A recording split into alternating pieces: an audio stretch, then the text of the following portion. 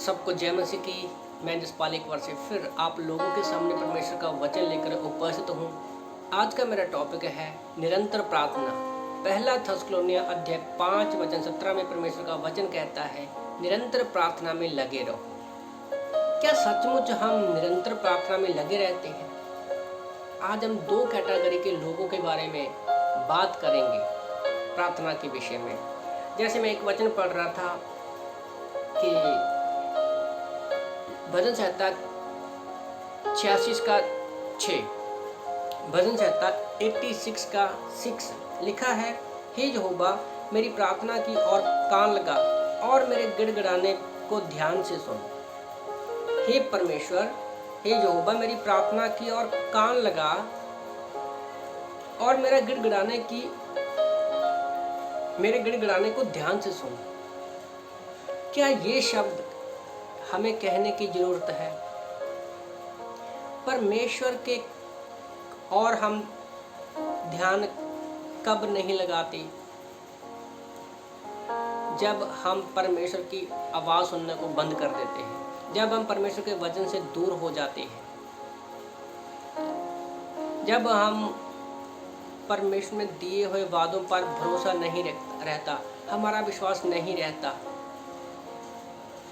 तो हम जब मुसीबत में परेशानी में पड़ते हैं तो हम परमेश्वर से कहते हैं कि परमेश्वर तू हमारी ओर कान लगा। हम परमेश्वर के ऊपर एक तरह से ब्लेम करते हैं, उस पर दोष लगाते हैं। जैसे हम लोग पढ़ते हैं मार्कुस की किताब अध्याय 8:35 से लेकर हम 39 तक पढ़ते हैं। 38 में लिखा है, जब 12 चेले समुद्र में थे, वहाँ पर आंधी आती है, तो चेले कहते हैं कि हे गुरु तुम्हें ध्यान नहीं है। वहाँ पर शब्द गुरु बोला उसने। वो यीशु मसीह को पूरी रीति से जानते नहीं थे, क्योंकि प्रभु उन्होंने बाद में कहा, उन्होंने कहा, हे गुरु क्या तुम्हें चिंता नहीं है कि हम डूबे जा रहे हैं? तो परमेश्वर ने उनको डांटा, उनके अविश्वास की वजह से, और तूफान को भी डांटा। कई बार हम भी ये करैक्टर हम भी निभाते हैं कि हम प्रार्थना में प्रभु को कहते हैं कि प्रभु क्या तुम्हें हमारी चिंता नहीं है? न्यायों की किताब जब आप पढ़ते हो तो वहाँ पर इजरायली लोगों के बारे में सेम ये राउंड अप चक्कर भी चल रहा है। इजरायली लोग पाप करते हैं, फिर गिड़गिड़ाते हैं, प्रार्थना करते हैं, फिर गिड़गिड़ाते हैं, परमेश्वर उनको छुड़ाता है। कुछ समय तक वो अच्छा रहते हैं, फिर पाप में जाते हैं, प्रार्थना करते हैं, गिड़गिड़ाते हैं, फिर उनको परमेश्वर बचाता है। ये है पहले कैटेगरी के लोग।